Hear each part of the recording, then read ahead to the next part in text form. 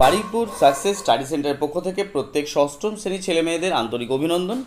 তোমাদের অনুরোধে আজকে আমরা তোমাদের ইতিহাসের অধ্যায় 5 অধ্যায়ের বেশ কিছু অংশ আলোচনা করে দেবো এবং এখান থেকে যে গুরুত্বপূর্ণ প্রশ্নগুলো আছে, যেগুলো প্রত্যেক বছরই কম বেশি করে তোমাদের স্কুলের পরীক্ষায় আসে, সেই রকম কিছু প্রশ্ন এবং উত্তর তোমাদেরকে বলে দেবো। আশা করছি প্রত্যেকেই ভিডিওটা পুরোপুরি দেখবে, কেউ কেটে কেটে দেখবে না এবং পুরো পড়াটা বুঝবে। দরকার পড়লে আরও একবার ভিডিওটা তোমরা দেখার চেষ্টা করবে। তাহলে দেরি করবো না, দেখে নেব আজকের দিনের আমাদের অধ্যায়। খ্রিস্টপূর্ব ষষ্ঠ শতকে ভারতীয় উপমহাদেশ। প্রাচীন ভারতে গ্রামের থেকে বড় অঞ্চলকে জন বলা হতো। সেই জনকে কেন্দ্র করেই তৈরি হয়েছিল ছোট ছোট রাজ্য। তাহলে আমরা এখানে কি বুঝতে পারছি? প্রাচীন ভারতে যে ছোট ছোট অঞ্চল তৈরি হয়েছিল, সেই অঞ্চলকে কেন্দ্র করে ছোট ছোট রাজ্য তৈরি হয়েছিল। এই জন্যেই জন থেকেই জনপদ কথাটি এসেছিল। আরেক দিক থেকে সাধারণ মানুষ বা জনগণ যেখানে বাস করত তাকে বলা হতো জনপদ। অর্থাৎ জনগণ যেখানে পা রাখেন, পা বা পদ রাখেন, সেটাই জনপদ। কোনো একটি নির্দিষ্ট এলাকার জনগণ পাকাপাকিভাবে বা স্থায়ীভাবে বাস করতে থাকলে তা জনপদ গড়ে ওঠে। মানে কিছু মানুষ যখন এক জায়গায় দীর্ঘ সময় অবধি স্থায়ীভাবে সেখানে বাস করবে, তখন সেই জায়গাটা কিন্তু ধীরে ধীরে জনপদ গড়ে উঠবে। খ্রিস্টপূর্ব ষষ্ঠ শতকের গোড়ার দিকে, ভালো করে লক্ষ্য করো, খ্রিস্টপূর্ব ষষ্ঠ শতকের গোড়ার দিকে। তাহলে এই যে কথাটা আছে খ্রিস্টপূর্ব ষষ্ঠ শতক, গোড়ার দিকে মানে শুরুর দিকে, এতটা জানো। এবার খ্রিস্টপূর্ব ষষ্ঠ শতক কাকে বলে সেটা কিন্তু তোমাদের একটুখানি ভালো করে জেনে রাখা উচিত। খ্রিস্টপূর্ব মানে যীশু খ্রিস্টের জন্মের আগের যে সময়টা, তাকে বলা হয় খ্রিস্টপূর্ব। দেখো, এখানে আরেকটা মজার ব্যাপার আছে। খ্রিস্টীয় শতক গোনার সময় দেখবে এক ধাপ করে এগিয়ে গোনা হয়। যেমন 1947 খ্রিস্টাব্দ, এটা 1947 খ্রিস্টাব্দ, 1900 শতক। কিন্তু খ্রিস্টীয় ঊনবিংশ শতক কিন্তু এটাকে বলা হয় না, খ্রিস্টীয় বিংশ শতক বলা হয়। বিংশ মানে 2000 শতক বলা হয়। কেন? কারণটা খুব সহজ। যীশু খ্রিস্টের জন্ম থেকে প্রথম 100 বছর অবধি খ্রিস্টীয় প্রথম শতক হিসাবে ধরা হয়। যীশু খ্রিস্টের জন্মের 101 বছর থেকে যে 200 বছর, তাকে কিন্তু খ্রিস্টীয় দ্বিতীয় শতক বলা হয়। সুতরাং তোমরা এই জায়গাটায় একটুখানি মার্ক করে রাখবে যে খ্রিস্টীয় শতক গোনার সময় দেখবে এক ধাপ এগিয়ে গোনা হয়। এই কথাটা কিন্তু একটুখানি মার্ক করে রাখবে, তারপরে এক্সাম্পলটা তোমরা দেখে নেবে। যীশু খ্রিস্টের জন্মের 101 বছর থেকে 200 বছর অবধি কত খ্রিস্টাব্দ বলা হয়? দ্বিতীয় শতক বলা হয়। তাহলে হিসাবটা আমরা এরকমভাবে ধরবো যে যীশু খ্রিস্টের জন্মের পরে 1 থেকে 100 বছর পর্যন্ত খ্রিস্টীয় প্রথম শতক, 101 থেকে 200 বছর অবধি খ্রিস্টীয় দ্বিতীয় শতক, 201 থেকে 300 বছর পর্যন্ত খ্রিস্টীয় তৃতীয় শতক হিসাবে ধরবো। এবং এরকমভাবে আমরা আরও ধীরে ধীরে ধীরে ধীরে বাড়াতে থাকবো। তোমরা বাড়াবার চেষ্টা করবে, আশা করব তোমরা অবশ্যই পারবে। এটা হচ্ছে খ্রিস্টীয় শতক, মানে যীশু খ্রিস্টের জন্মের পর থেকে গোনা হয়েছে, কিন্তু যীশু খ্রিস্টের জন্মের আগে থেকেই কিন্তু এই খ্রিস্টপূর্ব শতক ছিল। তখন কি হতো দেখো, পারলে কথাটা তোমরা একটু লিখে রাখবে। খ্রিস্টপূর্বাব্দ শতক গোনার সময় দেখবে এক ধাপ করে পিছিয়ে গোনা হতো। যেমন 300 বছর থেকে 201 খ্রিস্টপূর্ব হচ্ছে তৃতীয় শতক। কিন্তু যদি এটা হতো খ্রিস্টাব্দ, তাহলে কি হতো? তাহলে কি এটা হতো 201 থেকে 300 অবধি, 201 থেকে 300 অবধি খ্রিস্টীয় তৃতীয় শতক গোনা হতো। আর পিছিয়ে কি হচ্ছে? 300 থেকে 201 অবধি খ্রিস্টপূর্ব তৃতীয় শতক গোনা হচ্ছে। এবার 200 থেকে 101 পর্যন্ত খ্রিস্টপূর্ব দ্বিতীয় শতক গোনা হচ্ছে। আবার 100 থেকে 1 অবধি খ্রিস্টপূর্ব প্রথম শতক হিসাবে গোনা হচ্ছে। এভাবেই 1801 থেকে 1900 হলো খ্রিস্টীয় ঊনবিংশ শতক। যদি আমরা ঠিক এই রকম ধরি, তাহলে খ্রিস্টপূর্ব ষষ্ঠ শতকের গোড়ার দিকে কথাটির অর্থ কি? খ্রিস্টপূর্ব ষষ্ঠ শতক এর অর্থ হচ্ছে খ্রিস্টের জন্মের 600 বছর থেকে 501 বছরের আগের ঘটনাটা আমরা এখন পড়ব। অর্থাৎ যীশু খ্রিস্টের জন্মের 600 বছরের আগে যা ঘটনা হয়েছিল, 600 বছর থেকে 501 বছরের যে সকল ঘটনাগুলো ঘটেছিল, সেই সম্পর্কে আমরা কিন্তু এখন পড়াশোনা করছি। অর্থাৎ খ্রিস্টপূর্ব ষষ্ঠ শতকের গোড়ার দিকে ভারতীয় উপমহাদেশের এই রকম কতগুলি জনপদের কথা জানা যায়। সেই জনপদগুলি অনেক সময়ে পরিচিত হতো সেখানকার শাসক বংশের নামে। মানে যে বড় জনপদ তৈরি হলো, সে জনপদের যে শাসক ছিল তার নামেই কিন্তু এই বংশগুলোকে নাম পরিচিত ছিল।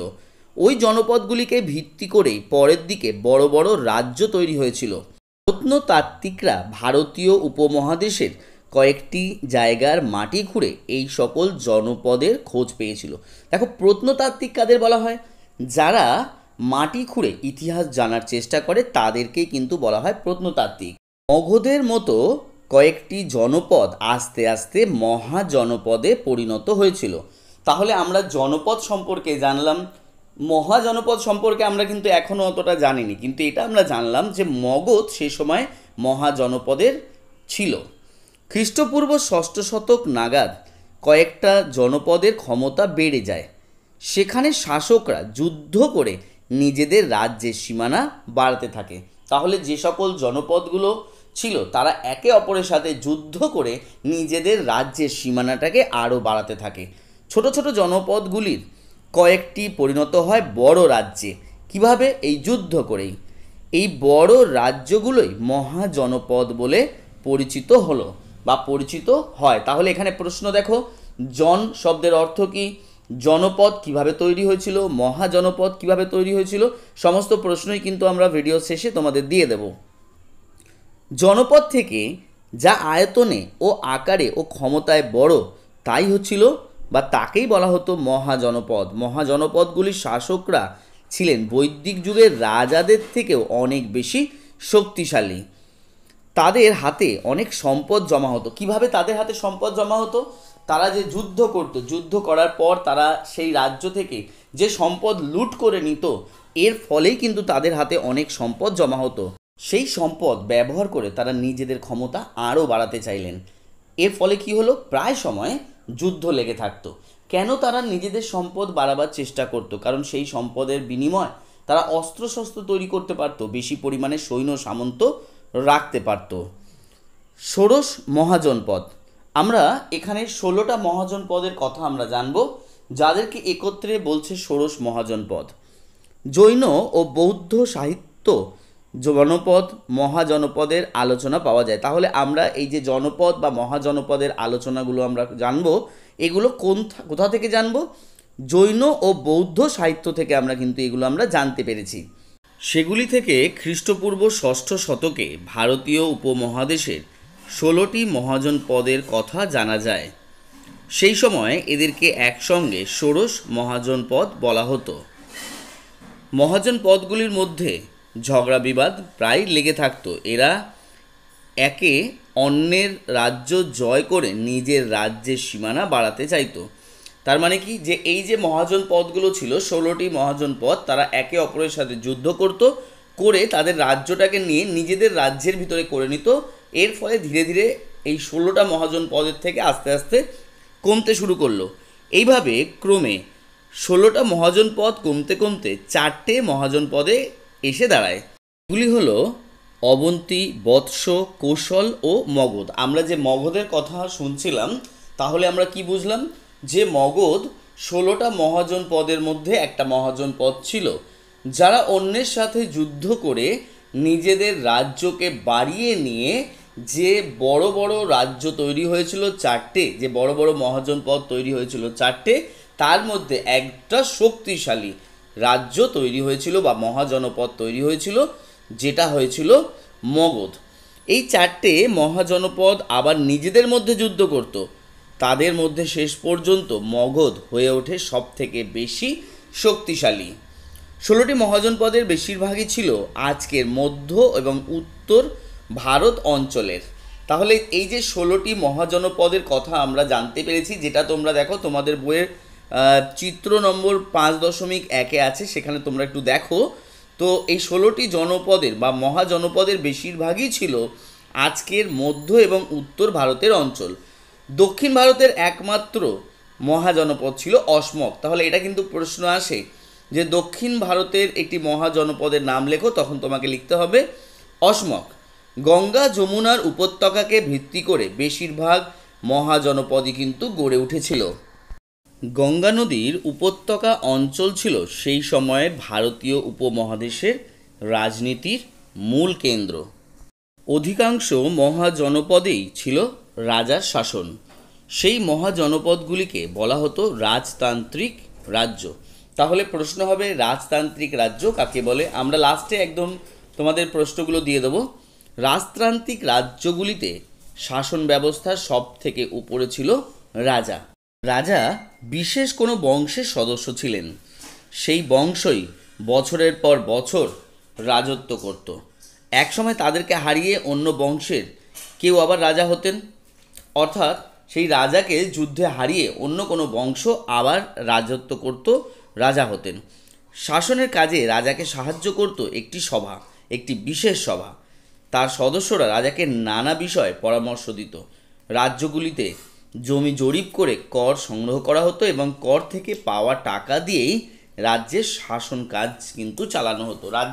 একটা রাজ্যকে চালানোর জন্য যে বিশেষ খরচ, সেই খরচগুলো কিন্তু পাওয়া যেত হচ্ছে এই কর থেকে পাওয়া টাকার মাধ্যমে। ঠিক এইরকমই একটি রাজতান্ত্রিক মহাজনপদ ছিল মগধ।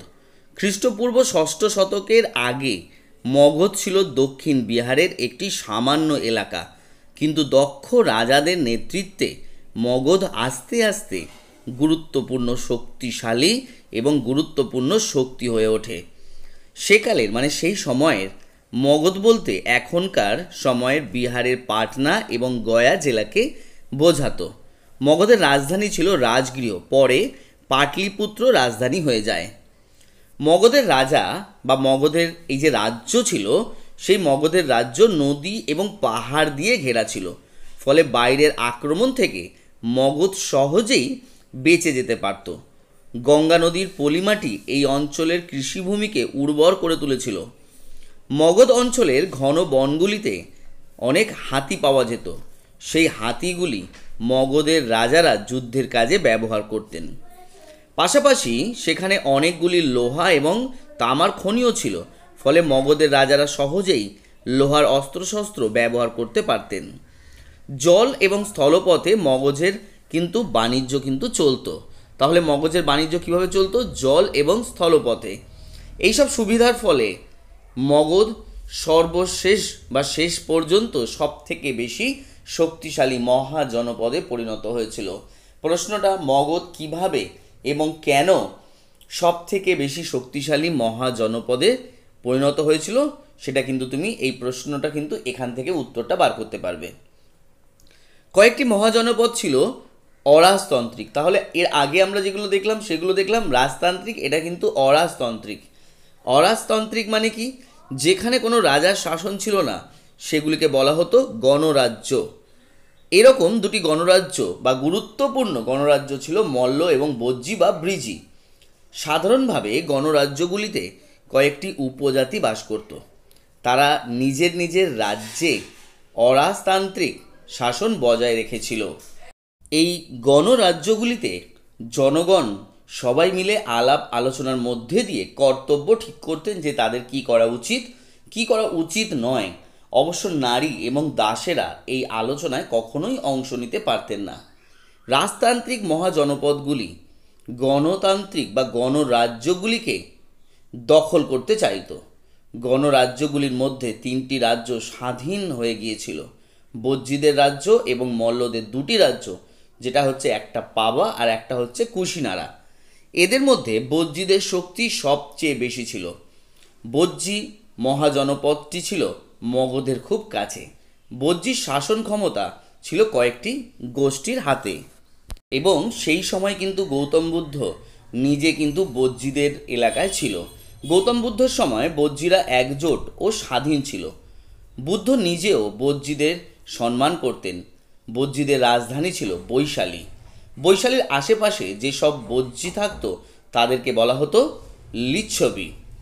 গৌতম বুদ্ধেও বজ্জীদের একজোট হওয়ার জন্যে কয়েকটি নিয়ম পালনের কথা বলেছিলেন। সেই নিয়মগুলো দেখে মনে হয় বজ্জীদের রাজ্যে আইন কানুন অনেকটা লেখা থাকত। সেখানে নিরপরাধ মানুষকে শাস্তি দেওয়া হতো না। রাজতান্ত্রিক মহাজনপদগুলির সঙ্গে লড়াইয়ের ফলে গণরাজ্যগুলি ক্রমে দুর্বল হয়ে পড়েছিল।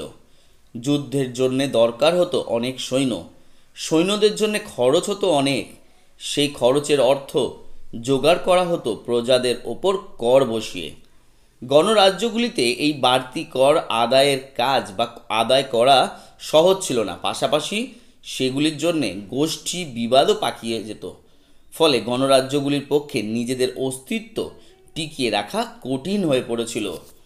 এই অধ্যায়ের যে সকল প্রশ্ন আছে প্রত্যেকটা প্রশ্নই আমরা দিয়ে দেব তোমাদেরকে ভিডিওটার শেষে। তোমরা প্রশ্নগুলো খাতায় লিখে নেবে। এই ধরনের প্রশ্নগুলোই কিন্তু অনলাইন মক টেস্টে আসবে। আমরা পরের পৃষ্ঠাটা দেখছি। বজ্জীদের উন্নতির 7টি নিয়ম। মগধের রাজা অজাতশত্রু একবার বজ্জীদের বিরুদ্ধে যুদ্ধের উদ্যোগ নিয়েছিলেন। সে বিষয়ে গৌতম বুদ্ধের মতামত জানতে তিনি একজন কর্মচারীকে বুদ্ধের কাছে পাঠান। বুদ্ধ তখন নিজের শিষ্য আনন্দের সঙ্গে সে বিষয়ে বার্তালাপ করেন বা কথাবার্তা বলেন। এই আলোচনায় বজ্জীদের দেওয়া বুদ্ধের উপদেশের মধ্যে 7টি নিয়মের কথা ওঠে। বুদ্ধ বলেন এই নিয়মগুলি মেনে চললে বজ্জীদের উন্নতি অটুট থাকবে, রাজা অজাতশত্রু কোনো মতেই বজ্জীদের হারাতে পারবেন না। সেই নিয়মগুলি হলো 1 নম্বর নিয়ম বা ক, বজ্জীদের প্রায় সভা করে রাজ্য চালাতে হবে। বজ্জীদের সব কাজ সবাই মিলে একজোট হয়ে করতে হবে। বজ্জীদের নিজেদের বানানো আইন অনুসারে চলতে হবে। বজ্জী সমাজে বয়স্ক মানুষদের কথা শুনে চলতে হবে এবং তাদের সম্মান করতে হবে। বজ্জী সমাজের নারীদের সবসময় সম্মান করে চলতে হবে। বজ্জীদের সমস্ত দেবতার মন্দিরগুলির যত্ন নিতে হবে এবং শেষ কথা ছিল নিজেদের অঞ্চলে গাছপালা ও পশু পাখিদের ওপর অত্যাচার করা যাবে না। বজ্জীদের উন্নতির জন্য এই 7টি নিয়ম গৌতম বুদ্ধ লিখে গেছেন। এবার এই অধ্যায়ের যে জরুরি প্রশ্নগুলো আছে সেগুলো তোমাদেরকে দিচ্ছি, একটু প্রত্যেক খাতায় লেখো। এগুলো হলো তোমাদের 5 নম্বরের প্রশ্ন। এই ধরনের প্রশ্ন তোমাদের আসবে না, কিন্তু তোমরা এই ধরনের প্রশ্নের প্রস্তুতি নিয়ে রাখবে, যাতে স্কুলে যদি পরীক্ষা হয় তাহলে কিন্তু এই ধরনের প্রশ্ন অবশ্যই আসবে। চলো 5 নম্বরের 3টে প্রশ্ন আমরা দিয়েছি। প্রথম প্রশ্ন হচ্ছে ষোড়শ মহাজনপদ সম্পর্কে লেখো। দ্বিতীয় প্রশ্ন মহাজনপদের শাসন ব্যবস্থা কেমন ছিল। আর 3 নম্বর প্রশ্ন হচ্ছে গৌতম বুদ্ধ বজ্জীদের উন্নতির যে 7টি নিয়মের কথা বলে গেছেন সেগুলি কি কি। এগুলো হচ্ছে 5 নম্বরের প্রশ্ন। এবার 3 নম্বরে কিছু প্রশ্ন দেখে নেব। এগুলো হচ্ছে 3 নম্বরের প্রশ্ন। দেখো, ষোড়শ মহাজনপদ কাকে বলে, গণরাজ্য কাকে বলে, গণরাজ্যগুলি নিজেদের অস্তিত্ব টিকিয়ে রাখা কঠিন হয়েছিল কেন গণরাজ্যগুলির, কি কি কারণে মগধ শেষ পর্যন্ত বাকি মহাজনপদ থেকে শক্তিশালী হয়। এগুলো হচ্ছে 3 নম্বরের প্রশ্ন। বারবার বলছি এই ধরনের প্রশ্ন কিন্তু তোমাদের অনলাইন মক টেস্টে আসবে না, কিন্তু তোমরা এই ধরনের প্রশ্নগুলোর উত্তর গুছিয়ে তৈরি করে এবং নিজেরা মুখস্থ করে রাখবে। স্কুলে যদি পরীক্ষা হয় তাহলে কিন্তু এই ধরনের প্রশ্ন অবশ্যই আসবে। এবার আমরা 1 নম্বরের প্রশ্নে যাচ্ছি, যেগুলো তোমার অনলাইন মক টেস্টে আসবে সেই প্রশ্নগুলোর দিকে আমরা যাচ্ছি। প্রত্যেককেই বলছি পাঠ্য পুস্তকটা প্রত্যেকে ভালো করে রিডিং পড়বে, তবে প্রশ্নের উত্তরগুলো কিন্তু তোমরা সহজেই দিতে পারবে। দেখো, মহাজনপদগুলি গড়ে উঠেছিল কত শতকে। দ্বিতীয় প্রশ্ন, জনপদের থেকে যা আয়তন ও ক্ষমতায় বড় তাকে কি বলা হতো। একটি গুরুত্বপূর্ণ গণরাজ্যের নাম লেখো। পরের প্রশ্ন, আমরা কোন কোন সাহিত্য থেকে জনপদ ও মহাজনপদের সম্পর্কে জানতে পারি। পরের প্রশ্ন দেখো, জনপদ বলতে কি বোঝায়। ভারতে মোট কয়টি জনপদের অস্তিত্ব পাওয়া যায়। পরের প্রশ্ন, গণরাজ্য কাকে বলে। তারপরের প্রশ্ন, রাজতান্ত্রিক রাজ্য কাকে বলে। পরের প্রশ্ন, মগধের রাজধানীর নাম কি ছিল। এছাড়াও আরও রয়েছে প্রাচীনকালে মগধ বলতে এখনকার কোন দুটি জেলাকে বোঝায় বা বোঝাতো। এছাড়াও রয়েছে ষোড়শ মহাজনপদের সময় একটি গণরাজ্যের নাম লেখো। বৈশালীর আশেপাশে বজ্জীদের কি বলা হতো, বজ্জীদের রাজধানী কোথায় ছিল। এবং লাস্ট প্রশ্ন, দক্ষিণ ভারতের একটি জনপদের নাম লেখো। এই কটা প্রশ্ন করলেই তোমাদের যে পার্টটুকু আমরা পড়িয়েছি তার মধ্যে থেকে হয়ে যাবে। ভিডিওটা যদি ভালো লাগে অবশ্যই একটা থ্যাংক ইউ দিই এবং প্রত্যেককে বলছি এই প্রশ্নগুলো অবশ্যই তোমরা কিন্তু প্রস্তুত করে রেখো। আজকের জন্যে এতটাই।